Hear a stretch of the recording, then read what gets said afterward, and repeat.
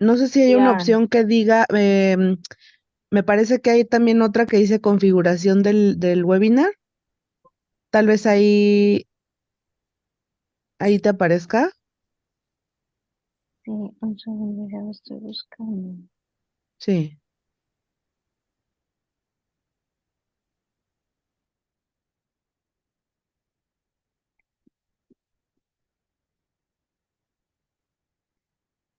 No,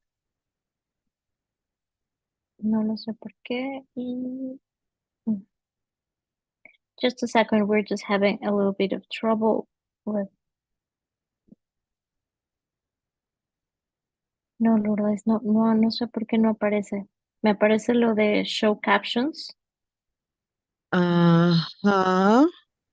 pero no la A ver. parte tuya. Ah, language ¿Ya lo interpretation viste? available.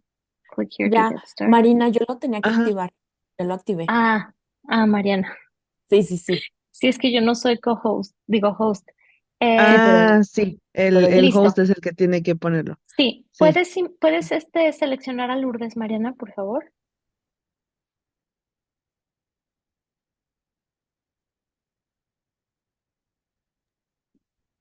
A ver, espérame, porque ya está seleccionada. No, tú la tienes Administrar. que elegir. Espérame. Es de inglés a español, ¿verdad? Ujú. Listo. ¿Ya está? Ok.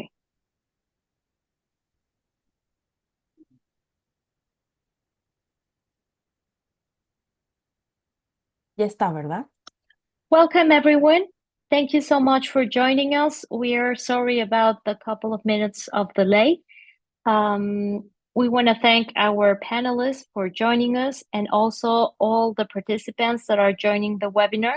We are very happy to see you here. We want to say hello to Rushil Palabajala, co-founder and CEO of Bandu, and also to Jacob. He's joining us also from Bandu.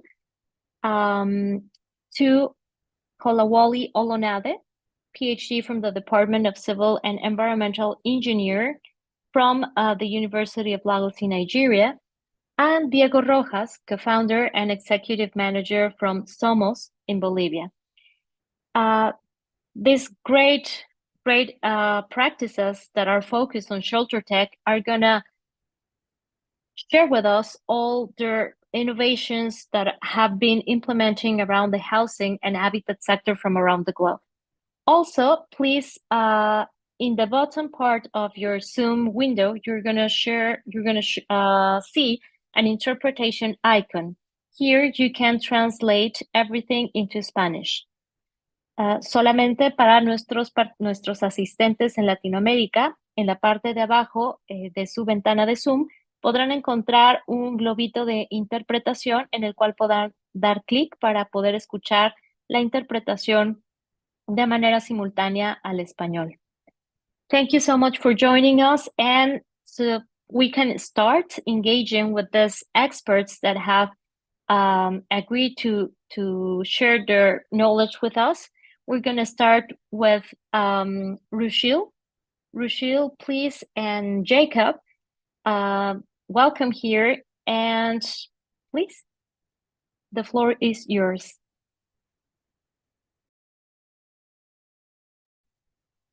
Hi, yeah, thanks everyone. It's great to be here. I'll just pull up I'm guessing I've got about 15 minutes, right? Correct, Rushil. Right. I'll just quickly, okay. I'll just quickly share my screen.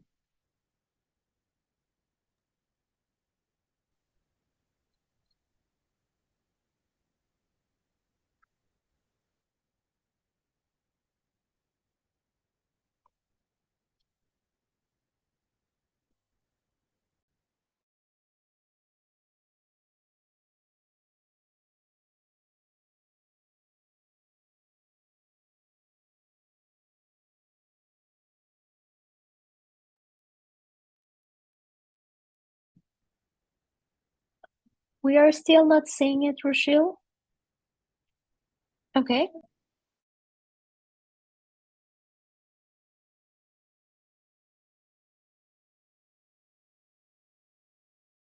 Sorry, tech issue. Give me a second. I think I'm almost there.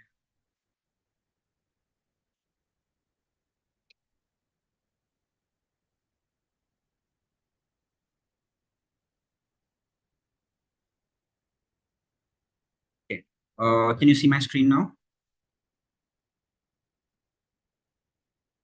Yes, it's just in the process of sharing. It's still black.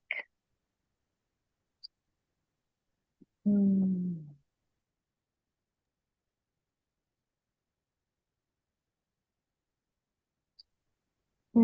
it hasn't still gone through.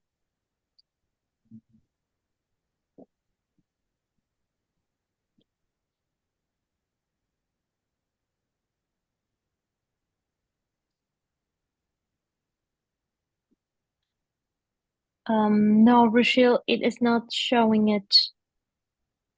Okay, let me try again.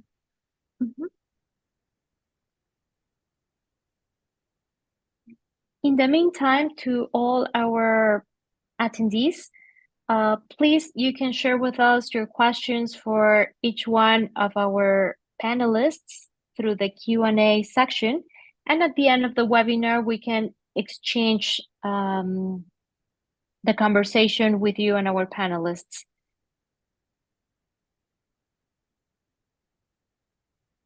Rushil, in the meantime, would it be okay if we pass the presentation to our colleague, Willie Olonade, in the meantime that we try to sort this? Sure, please. Sorry about that. No worries. Perfect. So I present now PhD Kolawole Olonade from the Department of Civil and Environmental Engineer from the University of Lagos, Nigeria. Please, Olonade, the floor is yours. Marina, thank you so much. Can you see my screen? Yes, we can see it. Okay, thank you so much. So, yes, as I was introduced, my name is Kolawole Olonade. I have a PhD in Civil and Environmental Engineering, and I'm an associate professor in the Department of Civil and Environmental Engineering at the University of Lagos. Though I was at the time I was representing this project in Nairobi, I was in Kampala International University on a national assignment there. So I will be talking to you in the next 15 minutes on cassava concrete for low-cost housing delivery. Cassava is, yes, our motivation for this particular innovation is about circular economy by converting waste to wealth, and also for housing delivery, because we know how important housing is, most especially when the population is increasing geometrically. So our approach here is to find alternative construction material that will reduce construction costs, and at the same time also trying to reduce the carbon emission by finding alternative or mitigating effect of climate change. We know that housing, infrastructure, urbanization, sustainability are the major global and major challenges that is facing the 21st century in terms of provision of housing, infrastructure, and also urbanization, and because many of our cities are increasing in people and now the existing infrastructure. And it is observed that out of all these challenges, almost everything of these challenges is linked to concrete. If you want to build a house, you need concrete. If you want to build infrastructure, also need concrete. Because urbanization required infrastructure, you also need concrete. And at the same time, also, we also need concrete to ensure sustainability in the construction industry or in the housing industry. So this is the reasons why concrete is the most consumed material after water, and almost about 50% of everything that is produced globally. Unfortunately, concrete is not that sustainable. Sustainable in the sense that because of the cumulative consumption of concrete, it is responsible for almost about 8 to 10% of global CO2 emission. And as at now, because concrete is consumed in such large quantity, if you are to replace 25% of the current consumption of concrete with timber, we may need to plant forests in the size of about 150% of the size of India. You will see that this is also not very sustainable. If you look at this figure, looking at all the different construction materials, you will find out that concrete is still having the least embodied energy, is having the least carbon footprint. But because of, as a result of this carbon footprint, it is being used to replace many other construction material. And this is really what is causing the cumulative effect of concrete not to be sustainable material. So in our own project, we are trying to look at waste, cassava waste.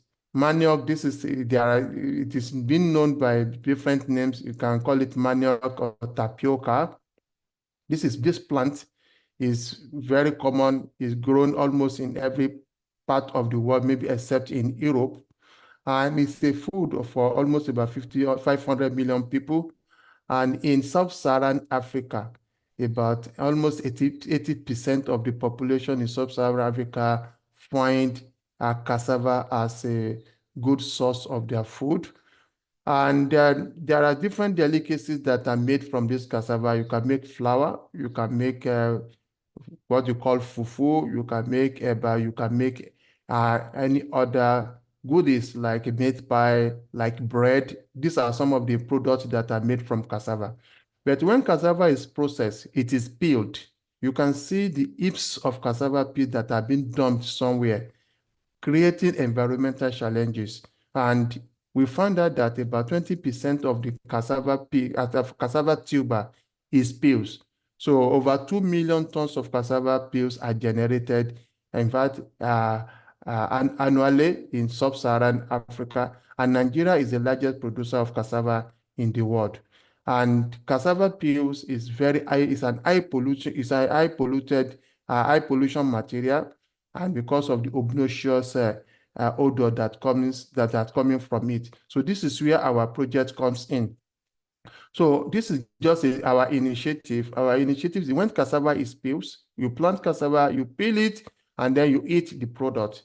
But the byproduct, that is the peels that is coming out of it, is what we can extract starch from it, which can be used as construction chemicals, so that we'll be able to reduce the amount of water you will need to put in our concrete or cement. Then also, it can also be used as fuel. And the ash that is coming from it can be used to replace amount of cement that we will use in our construction. In one of our studies, we found out that cement is responsible for about 42% of the total cost of construction, which makes many medium or low income earners find it difficult to build their own houses because of the high cost of cement. So with our replacement for cement, we'll be able to reduce this cost of construction by almost about 20%. So this is a sample of cassava peel ash that was processed through the calcination conditions that we have established in the laboratory. We found that the cassava peel ash is pozzolanic, and it contains a silical, alumina, and ferro combination that is about more than 70%, which is in line with the ASTM 618. And we can replace cement with cassava peel ash up to about 20% of the weight of the cement. We have already done a lot of work in the laboratory to establish the application of this material. So you can see, if you look at this figure, what we are having on the left here is a concrete made from, that is normal cement concrete. And what you have on the other side here is the cassava concrete. You can see it's almost the same. The only difference you can see that this one looks a bit brownish, which is also giving cassava concrete more aesthetic. And then this is just a chemistry of what the cassava peel ash is really doing in concrete. When you add water to cement, a reaction will take place. We call it hydration reaction. This CSH is the binding properties in concrete, but there is a byproduct called calcium hydroxide. Calcium hydroxide will react with cassava peel ash to give you additional cementitious properties. We have demonstrated this. We have built a house with cassava peel ash on the campus of the University of Lagos, and we intentionally chose this type of structure because it encompasses all structural elements. We have the column in it, we have the beam, we have the wall, and then we have the floor, which we can find in almost every low-cost housing and even in high-rise building that you can find all this. So these are just the procedures for all the constructions. So in these structures you are seeing, which is a complete structure, it has about 20% replacement for cement, which is reducing the carbon footprint of the walls of the structure and also reducing the cost of production. And at the same time, we are finding alternative to what we consider as waste as raw material. So what about sustainability of this? Cassava supply is readily available. As you can see in Africa, Africa is responsible for about 35% of the global production of cassava, while Nigeria is responsible for about 20% of the global production. If you look at the map of Africa, because cassava is a resilient crop, it is really growing. In fact, it is even growing into the dry area where cassava can also be grown. Also, cassava is found also in Asia and Southern America. There are a lot of quantity of cassava in Brazil and in some of these countries here. So this is just to really show that there is a regular supply of this raw material which can be used, which can be processed to cassava peel ash, which can be used as a replacement for cement. So what is the potential business here? Cement business is a multi-billion US dollar business. If you look at this figure, this is the business chain of cement in Africa. We see a lot of construction materials are coming into Africa, especially cement, because the infrastructure that is needed to drive the economy in Africa is just about 20% is just being built, and leaving about 80% of infrastructure that will be required to support economy, support growth, support habitation in Africa are yet to be built. So there is need, there is ever increasing need for cement, and using cassava peel ash here will definitely be required because we need to provide housing for industries. Like there are many industries that are also find alternative use for cassava. Cassava is being used to produce ethanol and which really ensure that large quantity of cassava peels are also produced. We have already built house. We have received a lot of visitors from different parts of the world who have come to see what we are doing here. Investors are also already showing interest. However, we are also open for business to really open this to really open it up. As you know, we are researchers. We will need support to really transform most of our research idea into a business. So cassava concrete, as we call it, has a potential to address about 4 out of the 17 sustainable development goals. Cassava concrete will ensure affordable housing, which is innovation in infrastructure. So the cassava concrete is addressing the sustainable development goal number 9, and also for zero carbon future, because cassava concrete will reduce the carbon footprint of normal concrete by about 20%, which is at least large enough to really take care about the SDG 13 about the climate action. Also, cassava concrete, because most of these people that are processing cassava, especially in the rural areas. So adding a value chain to cassava peels will also indirectly generate revenue for people who are processing this cassava, and which will also enhance their livelihood. In that case, we also use this to really end poverty. And also cassava is also effective waste management, so that no material is allowed to waste. That is what we consider as a circular economy, which is a responsible consumption. So before I conclude, we have some challenges, though a lot of people find this particular project very amazing, very interesting.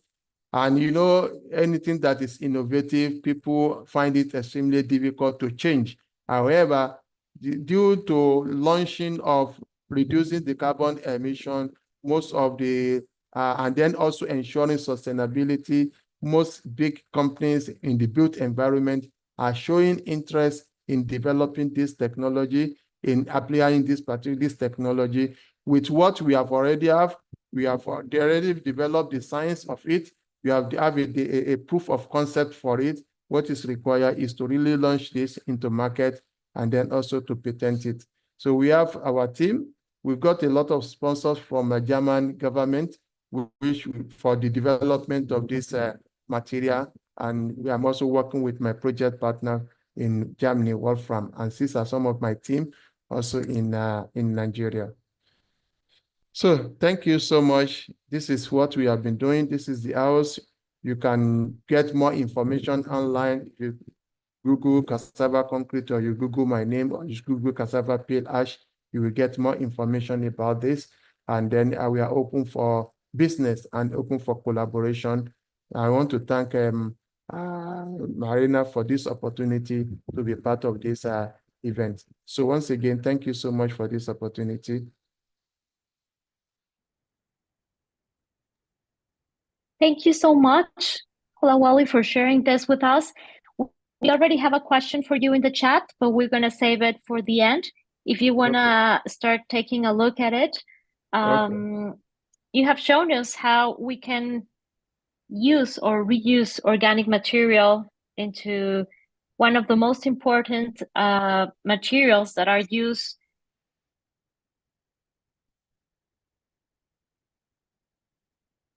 in meat and have so much carbon. Rushil, I want to go with you. I don't know if you are ready. Can we share the presentation? Sure, yeah.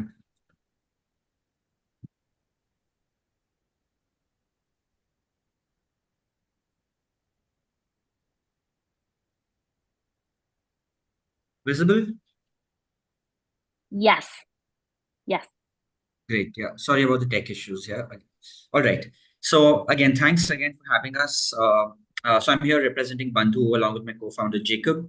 So at Bandhu, we are enabling smarter migration decisions and ensuring equitable urbanization. The context has been India, predominantly rural, but very rapidly urbanizing. And much of it is being driven by millions of people rushing out of villages to cities, seeking jobs and higher wages. Most of these people seemed invisible from the mainstream narrative and the urban eye. It is only the pandemic that suddenly brought all of this back to the focus, where you had millions of people stuck after the lockdown, walking back thousands of kilometers back to their villages. And a lot of these images really shook the national conscience to some degree.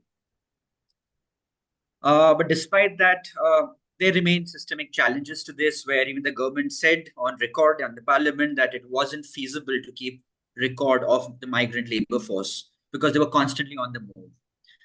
And while there is a data problem, question of if you don't know whom you have to serve, how do you serve them?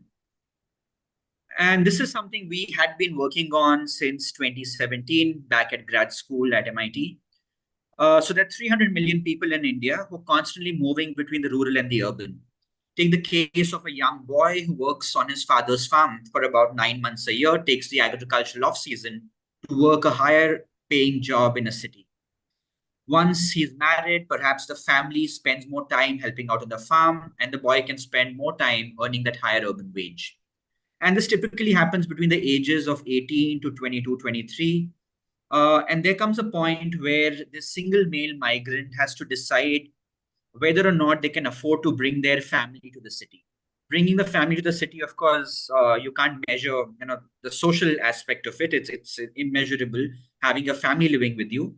But there's a clear financial component. The kids get access to better education, better healthcare.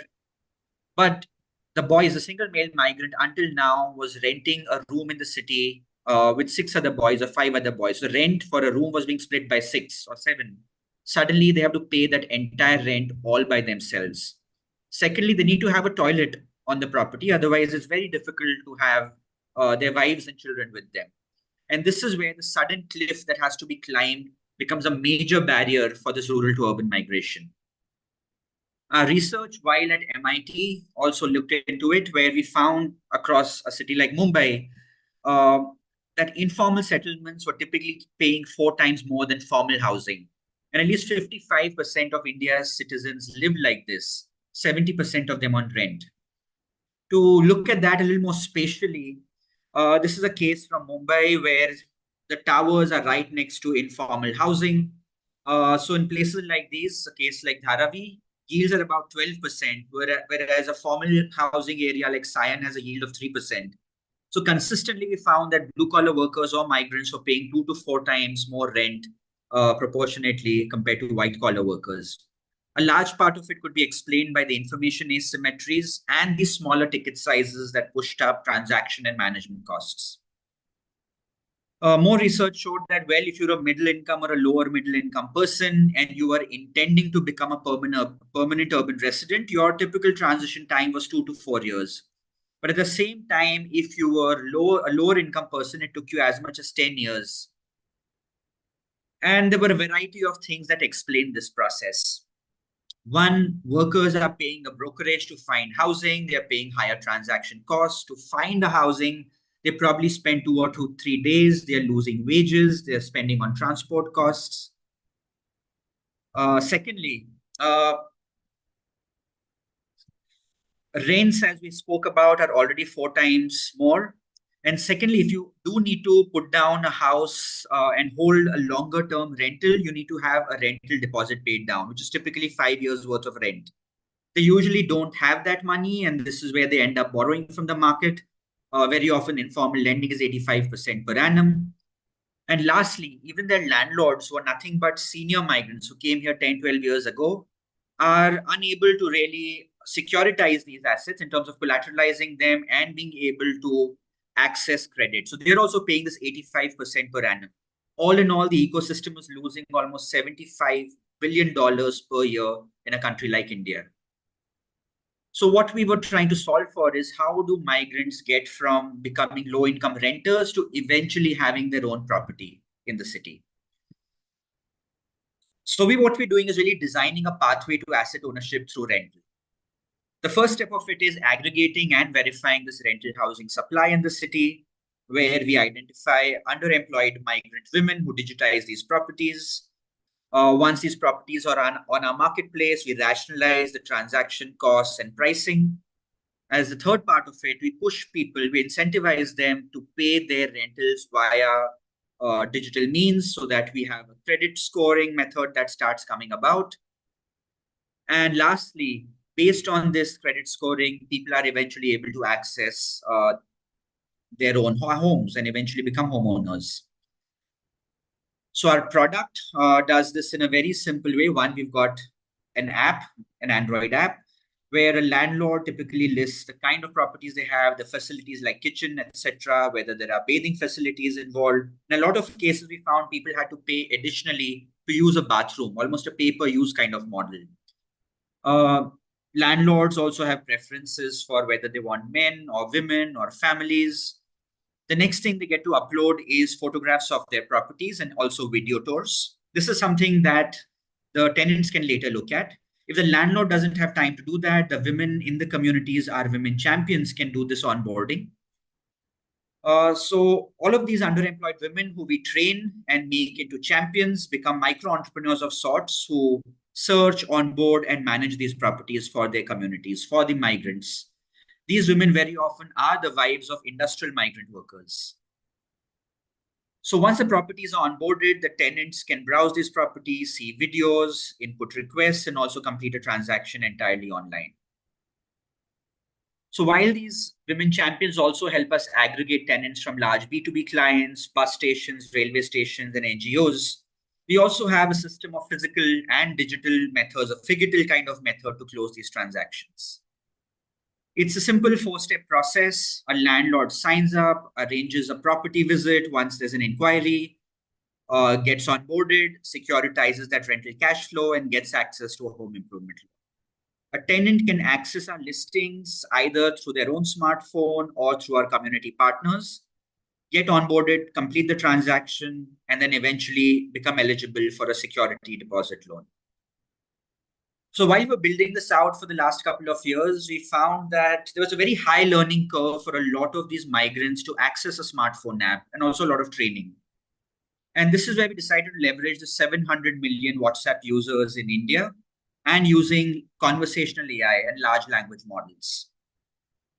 So they enter through the WhatsApp process. Our technology is able to parse both text and voice notes and respond to them in the same format. They are able to query our live databases based on these methods. And all of this is in a very conversational nature, where you send in unstructured voice notes and in any of India's 12 languages, and you get responses in the same method.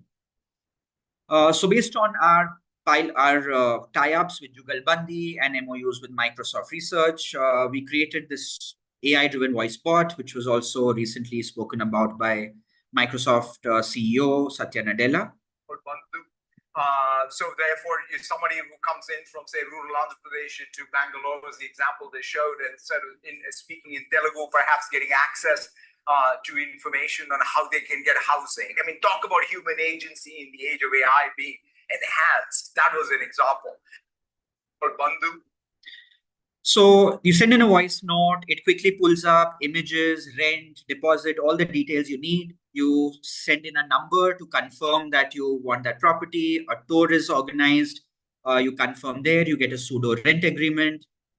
And then once you want to have to pay rent, it gives you a link. It also sends you monthly reminders. If you don't have money for a security deposit, there's an opportunity to secure a loan for that.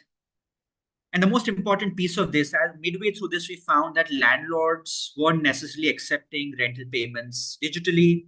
And to really incentivize this, we started to build this model for home improvement loans. So this was a cash flow coming into the landlord's account, and they typically would want to build a toilet, then maybe convert a kacha roof, a tin roof into a permanent concrete roof, and eventually add more floors. Each of these activities increase their revenue, and of course, commensurately improve their credit scoring, improve their risk appetite. So we've got a lot of learnings from the community. This is Chaya Bain, one of the earliest champions. She was typically involved in domestic work at home, would not be able to leave the house, and would try to do some homework like stitching or embroidery. We trained and onboarded her. She was able to do Bandhu work side by side. Her earnings began to scale very quickly to the extent they exceeded her husband's earnings. And this also broke a lot of patriarchal barriers where the women were able to leave their homes for the first time on their own. These women formed communities, trained other women, started going out in groups, and created a massive amount of housing inventory for us. They were able to access a lot of other members of their community who would gather like this at labor squares. And the rate of workers being able to find and close their housing also accelerated. They were extremely happy that someone actually built technology that was voice-based and in their own languages. So as of now, they found 180,000 beds for us in the last couple of years. 80% of them are in informal settlements. We get granular data on things like whether there's an attached toilet or not, whether the kitchens allow you to cook, whether the electricity bills are included or additional. And this model, of course, is a recent expansion into a new city. And we're seeing almost vertical kind of growth in a lot of these new points where this entire model is community driven. We, of course, also have a lot of government and B2B partnerships coming in. We're able to reach 400 different districts in India, 17 different states, and 170,000 users. Very important NGOs in India who work with us, like Mashal, Ajivika Bureau, and a lot of large other businesses and government intermediaries. In the process, we're generating humongous amounts of data.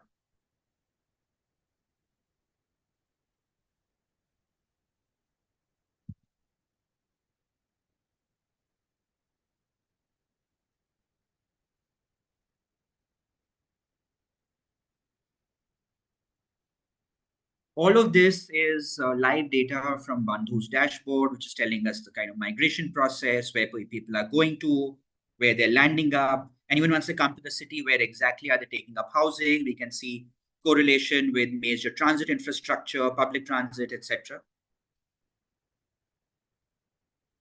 Gives us some very, very simple analytics like, do families want to move where places have attached toilets or not? And this becomes very interesting data for development.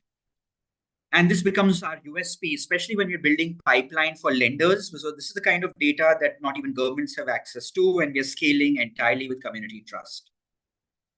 This builds multiple revenue models for us, while large industries pay us to aggregate workers and housing. Migrants, of course, pay us small sachetized payments to secure their housing for them. And we, of course, building lending pipelines for the fintech ecosystem in India.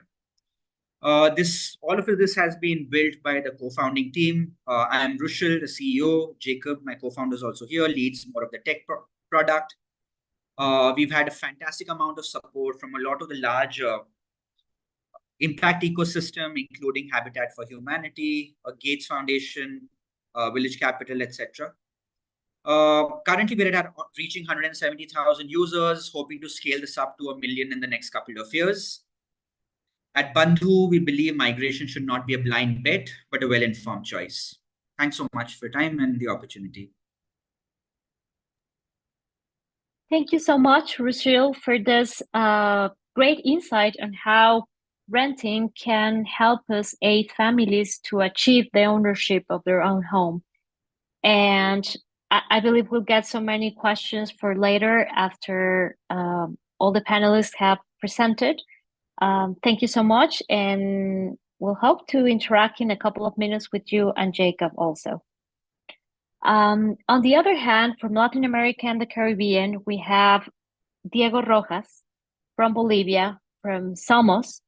He's going to present us another ShelterTech that is focused on financial solutions also, and also covering some traditional characteristics that are unique to the region where Bolivia is located. So, Diego, welcome, and please, the floor is yours.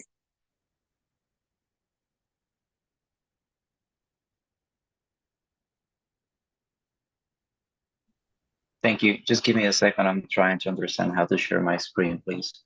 Of course, no problem. In the meantime, I'm just going to give a little reminder to all our attendees. Please, all your questions, all your comments, you can share them with us through the Q&A box that is in the bottom part of your Zoom window. So we can interact with our panelists at the end of their presentations.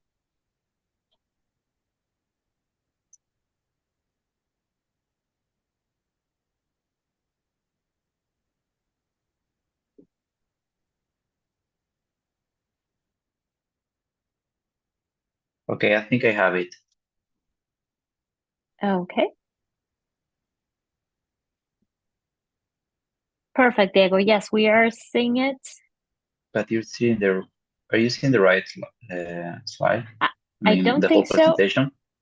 Yes, the whole presentation, yes. It's a house, a car, and Okay, cool. a washing machine. Yes. Great. Okay, so hello again. My name is Diego. I'm the CEO and co-founder of Somos, and I'm going to tell you a bit more about the startup that we founded 3 years ago alongside my co-founders back in Bolivia.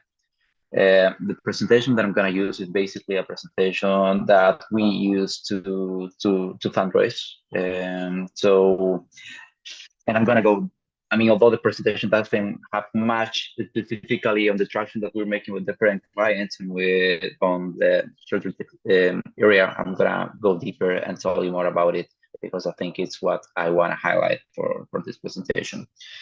So, well, one thing that's interesting in Latin America and that we realize, I don't know if it's the same in everywhere else, is that 70% of people in the region buy their houses, their cars, and appliances just with savings.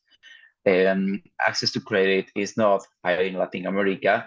70 to 80% of the population works in the formal sector. So these are people who, as they don't have a regular income, they are not able to access formal loans, or they can only access sharp loans. So that's why 70% of people in the region buy their homes, appliances, and cars just with savings. And this is a huge problem because in the case of housing, it means that just because they need to save every month in order to keep building their homes, it takes people up to 17 years to finish building their homes. So it means that for 17 years, they are not able to live in a house of quality. So we realized that as savings is that important in Latin America, we should work on financial solutions that allow people to use their savings information to prove the formal financial sector that these are people who are able to pay back a loan, who have the willingness to pay back a loan, and who have the capacity of paying back a loan. So that's what we started working on, what we call today cultural finances, which are financial solutions that are connected to the cultural nuances of every region. In the case of Latin America, the big nuances is the fact that informality is high, the fact that savings is pretty big, and also that there is a huge social and community sense of feeling in the region that is pretty strong. So as I said, 30% of people access their homes and appliances just with savings. And people in the region not only save money individually, they save money in groups. They save money through rotating saving clubs. They are called Rosca globally, but they have different names in every country. As a matter of fact, according to the World Bank's, Rosca is pretty common in more than 70 different developing economies. You may find them under the name of Pasanaco in Bolivia, Juntas in Peru, Tanda in Mexico, Stockwell in South Africa. So it's pretty huge. And globally, Rosca moves $600 billion every year informally. And just in Latin America, this number goes up to $150 billion.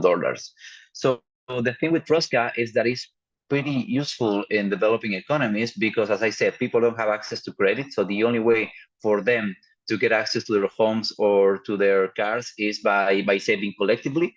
And also because this social and community aspect that I was telling you about, people like to feel like the feeling of them helping their friends save money and the same feeling that their friends and family are helping them save money.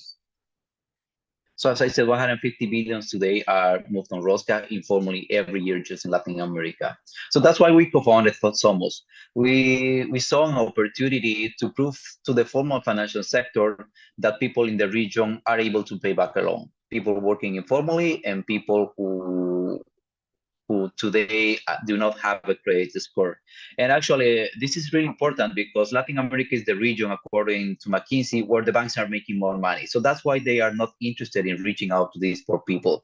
But if we are able to provide them with enough information that tells them, okay, these people are not risky, I can prove to you that they have the willingness and capacity of paying back a loan, that's what banks want. They want like information digested, so they know that they don't have to do the work in order to find out if these people are able to pay back loan or not.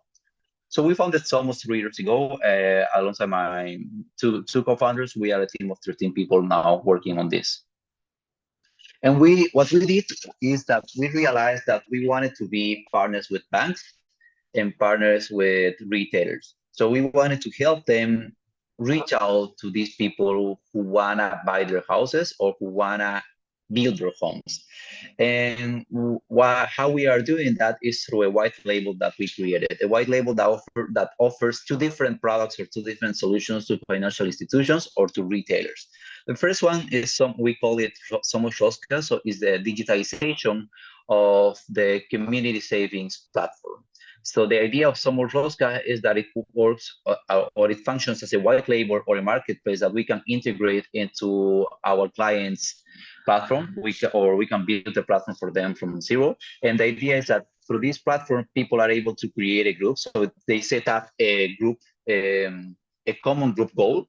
They create a group. For example, if 10 people wanna build their homes in the same area, they can create a group amongst the 10 of them. They draft terms about who's gonna keep the money every month, and they can manage their payments. So the idea is that they now have a platform that reminds them when they have to pay, that increases the social pressure of paying, But above all, they have a platform that allows the bank to see how much money these people are saving. So they are not saving only towards a goal, but after they reach that goal, the idea is that the bank has enough information so they can then offer them a loan so they can keep on building, or they can like they can keep building their homes. So the idea is that we allow banks to collect group savings. So this is the benefit for banks. So the idea is to show the banks that there is a benefit of them accessing this for people. There is the benefit of collecting group savings for them. For the end user, is the benefit of buying land or housing. And then, as I said, the idea is that eventually we can help these people get access to informal credit score based on their savings behavior. And the second product that we created is basically, we call it Somos Savings, and it's saving individually. So the idea is that you can set up a goal. I'm going to tell you about the example of this application that we created for UNACEM. UNACEM is the largest cement company in Peru. They have over 90% of the market, and they wanted to have a platform that would allow their users to budget how much they need in construction materials in order to buy to build their homes. So through the platform, they can budget these materials, and they can set up a goal, so they can see that in 10 or 12 months, they are going to be able to save enough money to buy those materials. And after they buy those materials, after 10 to 12 months, the bank has enough information to give them a loan so they can construct the second phase of their homes. As I said, I mean, it takes people 17 years to build their homes here in Latin America, and it takes them up to 20 or 25 different stages to keep building. So the idea is that we help them save enough money to buy construction material for the first or second stage of their building, and then they have access to credit that can offer them the opportunity to build faster. On this case, as I said, we created a platform for UNACEM that allows their users to budget their goals, to monitor their progress, and to make payments automatically to the platform. So the idea is that this can also help banks to collect a down payment. So in cases where the bank has approved a loan, but the person doesn't have enough money to make a down payment, this is an opportunity that the bank can offer, an option that the bank can offer to the end user to collect to save enough money for the down payment. It also allows different retailers to sell land or houses. So the benefit for the bank is that they collect money, is that they can get to give loans to people, and they can like offer an opportunity for people to collect a down payment, to save for the down payment. And for the retailer, the benefit is that they are now able to sell land or housing with a different financial option for people, which is based on their savings. So how we work, we charge an integration fee to our clients being retailers and banks. This is a free application in all cases for the end users. We charge a maintenance fee and a fee on every transaction. And we currently have interesting traction. We are working with the largest banks in Bolivia and in Peru. With Mi Banco, which is the largest microfinance institution in Peru, we built a platform that allows their users to create a Rosca group, and through that Rosca group, they can get access to a loan for housing. So this is the first time that Mi Banco is offering a loan based on savings behaviors, and it's a loan specifically created for housing. We are also working with BCP and UNACEM, and with BCP is a product that as I told you, allows their users to save enough money for the down payment. And in the case, and also it works in the case where users have been denied a mortgage loan, because BCP gives them the opportunity to save for 10 or 12 months, so they can be reevaluated for a loan after that period of time. And the idea with BCP is that this product is specifically done for people who want to buy their first apartment. And as I told you, with UNACEM, the idea is that we created a platform for them that allows their users to budget their construction materials that they need to build one stage of their homes, and then they can access to a bank loan through Mi Banco to keep building their homes. We have been operating since last year. We are growing 12% week over week on active users with the 4 current clients that we have.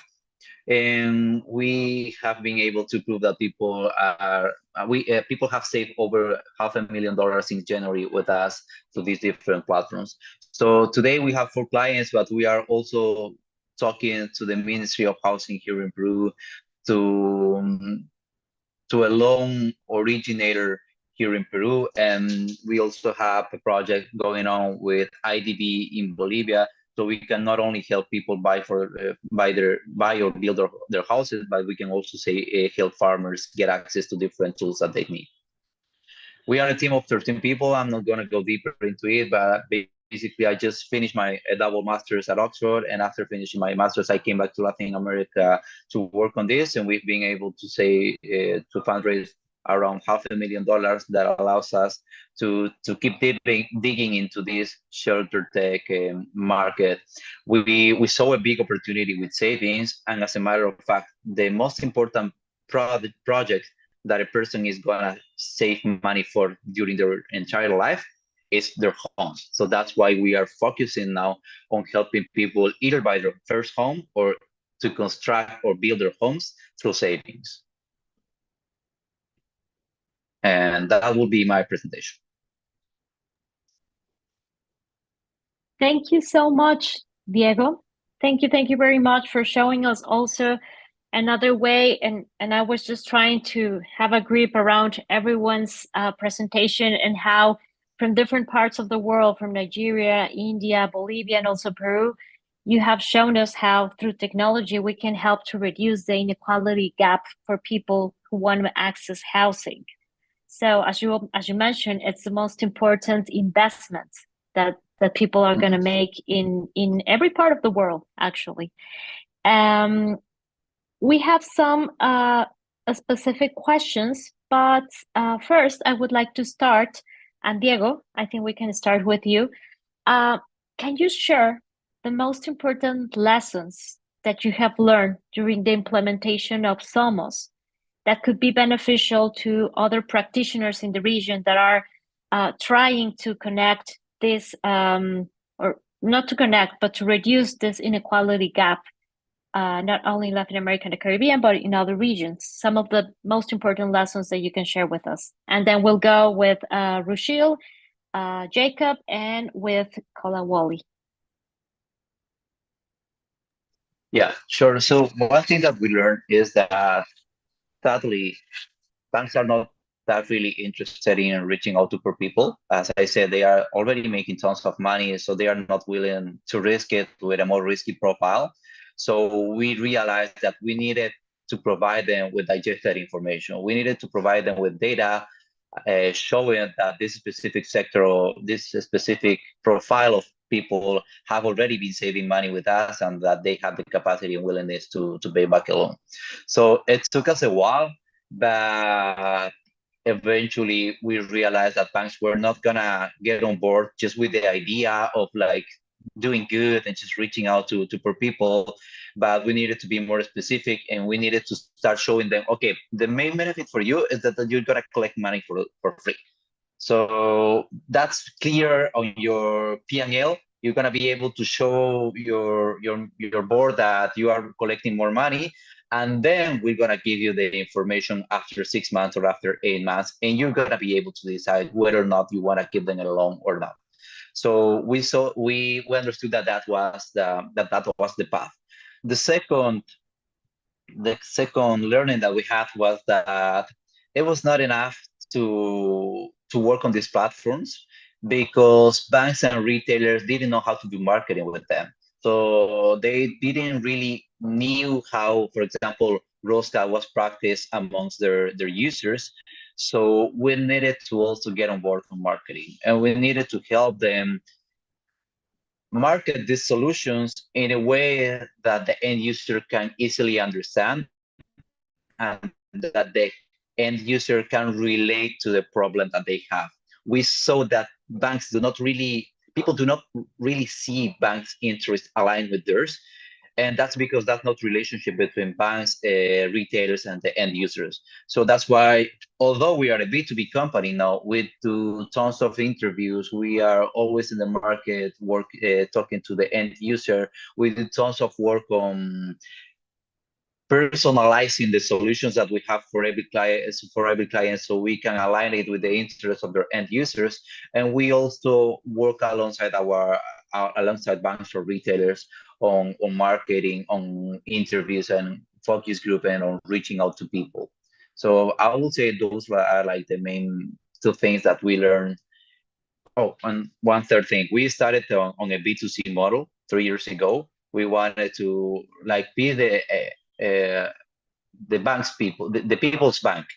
And we realized that just because we are talking to people in the middle low income sector, these were people afraid of fraud. These were people who did not trust digital stuff, and they didn't want to trust their money to us because they didn't know who Somos was. We didn't have any physical offices. We were not doing like physical marketing. So that's when we realized that instead of just competing with banks, we could be a partner to banks and to retailers, and we can create this connection with people based on the brand that these banks already have. Because although people do not trust Mi Banco, for example, they know that Mi Banco is going to be there. They know that they are not going to disappear and that they are not going to commit fraud with them. So the third learning that we had was that the solution is not enough, but you need to build this trust with the end user. And in many cases, this trust is built with physical. In most cases, this trust is built with physical awareness, with physical closeness to the end user. Of course, thank you so much, Diego. Partnership, so important to keep going. Rushil and Jacob, could you share with us your most important lessons that you have learned during the implementation of Bandu that could help other practitioners, other entrepreneurs in India or in other parts of the world? Yeah, sure. I think we'll probably split this up. I'll probably talk more about the business piece of it, and probably Jacob can talk more regarding the technology and the AI piece of it. So we worked in an environment where the costs of data plummeted very quickly. There's a new entrant in the market, and data became extremely cheap. Smartphones were relatively accessible. So, but while there was access to tech in that sense, there was very little literacy. And at the same time, there was a lot of behavioral change we had to work through. One was around people trusting human beings more than technology. So whenever we talk about disrupting a market or solving for information asymmetry using tech, it's no magic bullet. And hence the need for that so-called physical with digital. So the physical point essentially becomes that bridge between educating, sometimes just a face there that people can trust. And so I think most of our learnings were around building that trust. And I can talk a bit around how our model evolved of aggregating housing.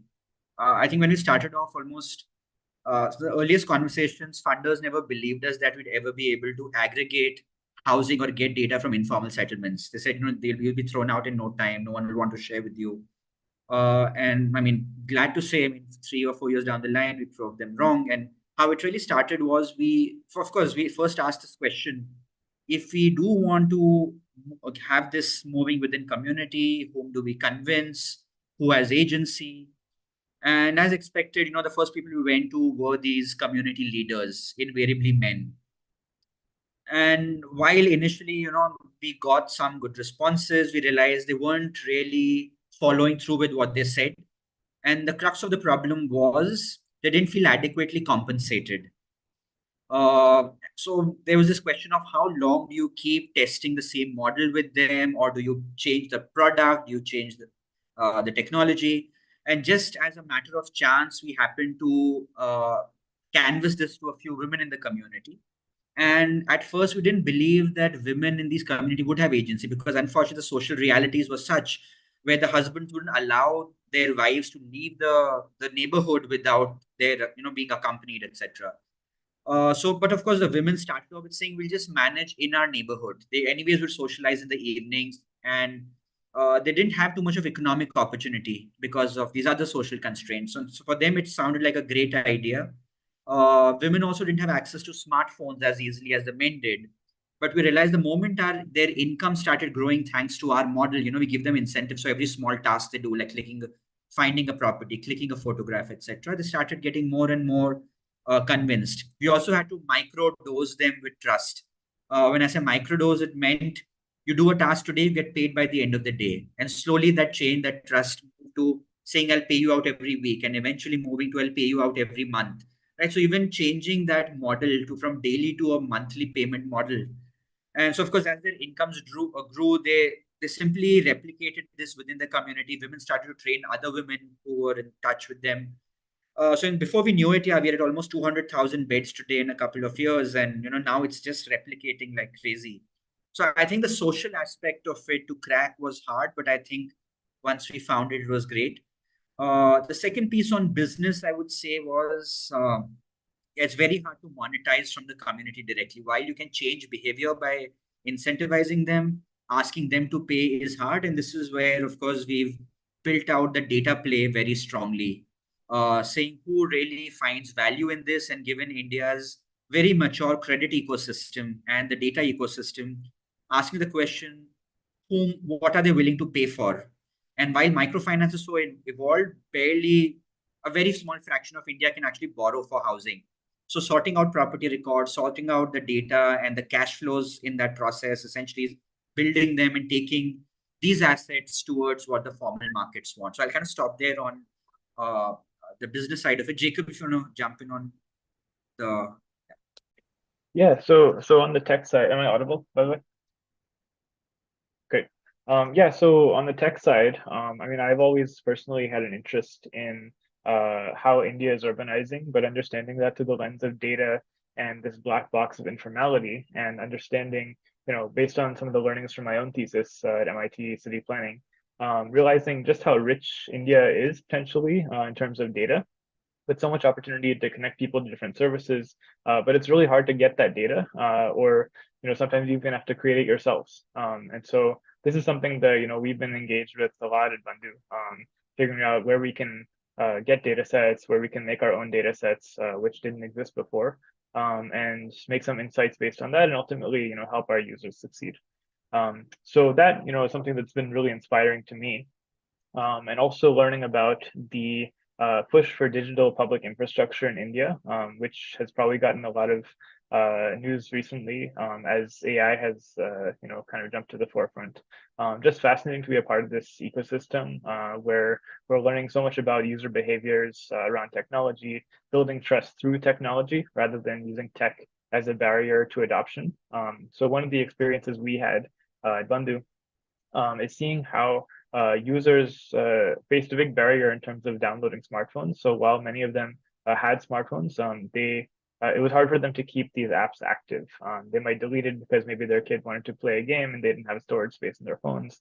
Different kinds of models, different kinds of storage capacities, memory capacities. So we quickly realized that Bandhu wouldn't just be a pure kind of smartphone app play. There's something that we needed to figure out how to meet our users where they are, and that's why we ended up pivoting in some sense to WhatsApp, meeting them where they are. 700 million people across India have access to WhatsApp and already trust it as a medium for communication.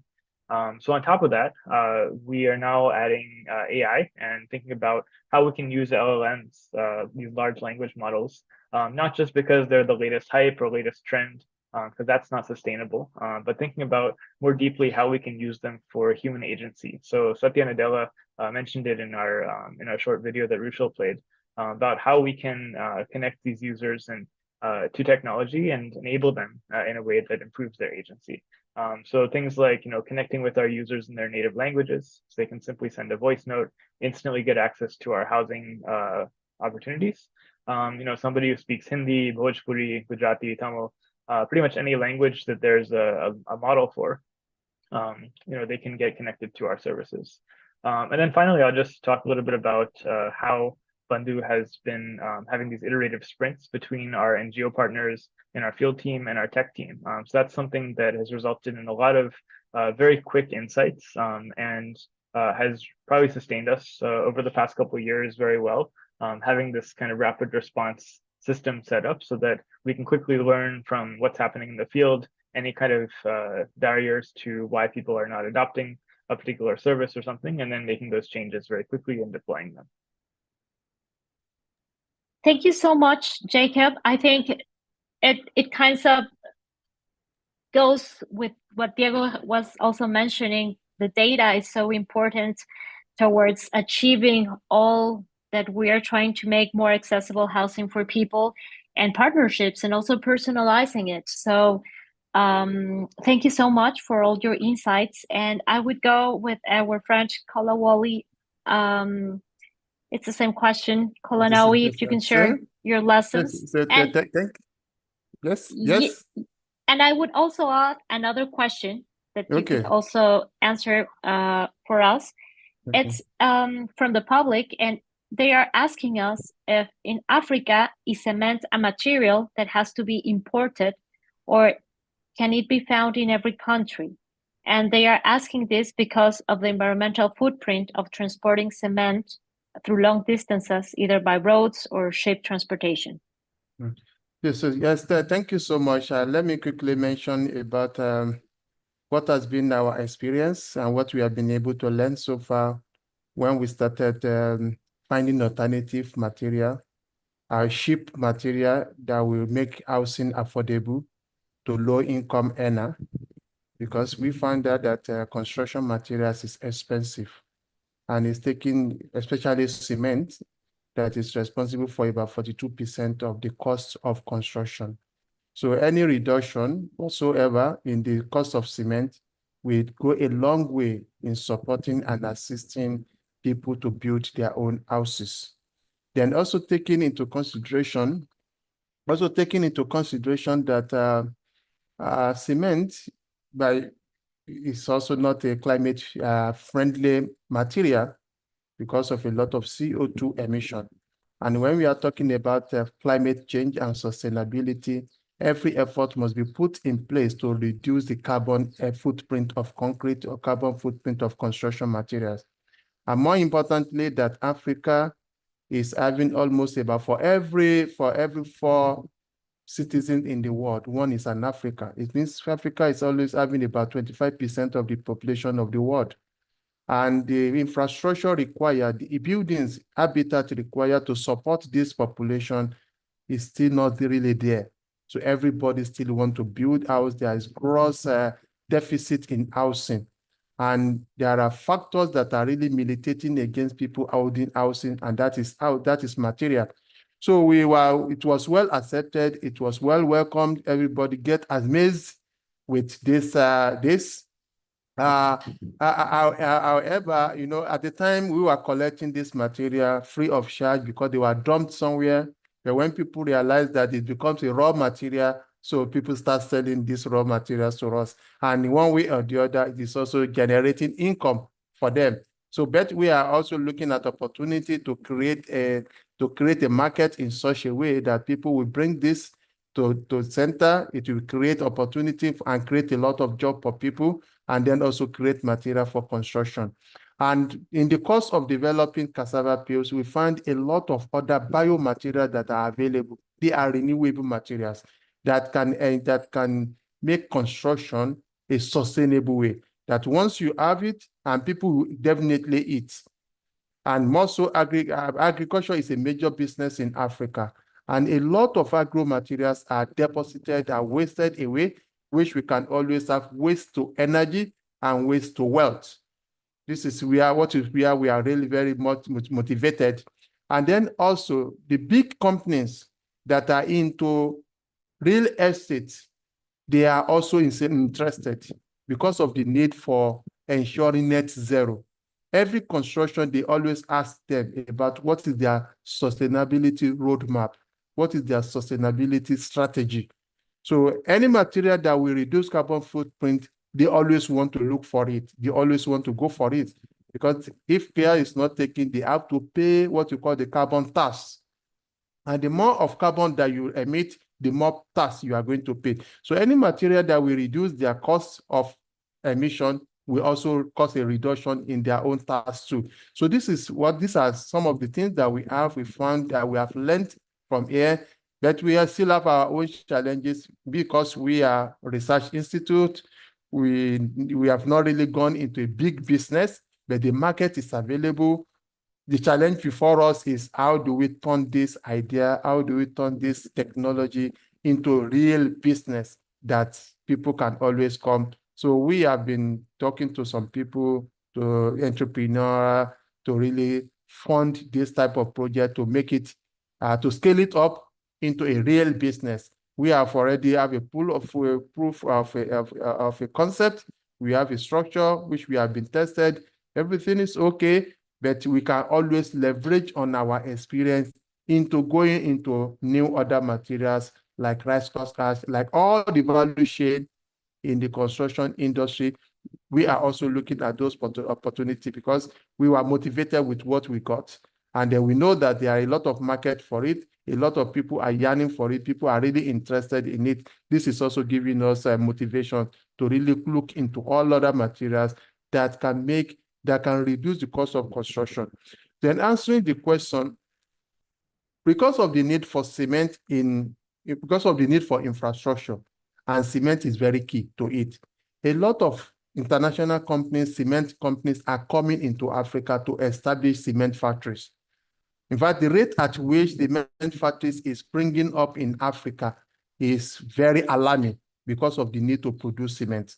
Unfortunately, some of the countries where these cement factories are located, the type of limestone they find there, they don't have very good quality clinker.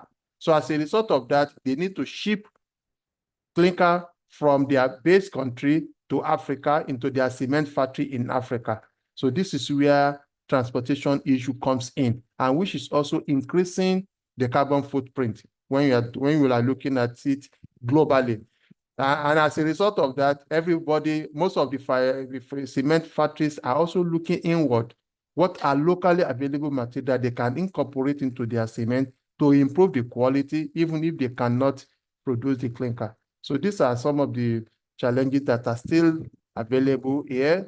And it's a big construction business. It's a big business in Africa because everybody wants to build a house. Everybody must own a house.